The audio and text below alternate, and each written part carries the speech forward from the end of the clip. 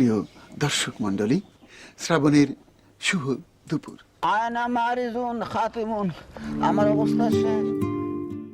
দর্শক নন্দিত অভিনেতা ও চিকিৎসক ডাক্তার এজাজুল ইসলাম অভিনয়ে যেমন সফল, ব্যক্তি জীবনেও তেমনি পরিচিত সততার জন্য।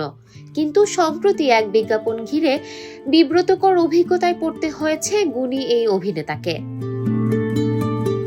খাঁটি ঘি নামে একটি অনলাইন প্রতিষ্ঠানের বিজ্ঞাপনে যুক্ত থাকার পর প্রতারণার অভিযোগ ওঠে প্রতিষ্ঠানটির বিরুদ্ধে।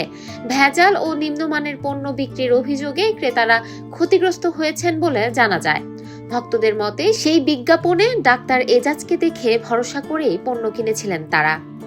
ঘি তো খাচ্ছেন, ঘি তো খেতেই হবে, খাবেনই যখন আমাদের খাঁটি ঘি খাবেন।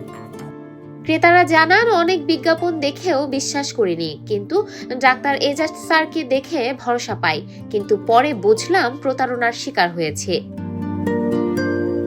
সোশ্যাল মিডিয়ায় একের পর এক অভিযোগ ছড়িয়ে পড়তে ঘটনাটি নজরে আসে ভোক্তা অধিদপ্তরের।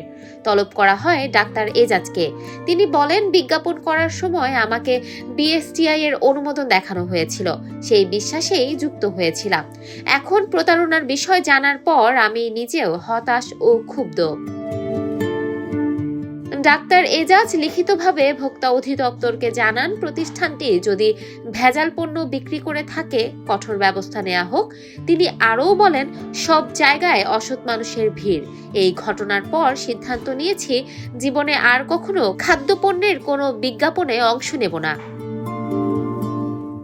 অভিনয় জগতের জনপ্রিয় এই শিল্পী এবার আরেকবার প্রমাণ করলেন, বিশ্বাস, আস্থা অর্জন শুধু অভিনয় নয়, ব্যক্তিগত সততারও মূল্য বহন করে।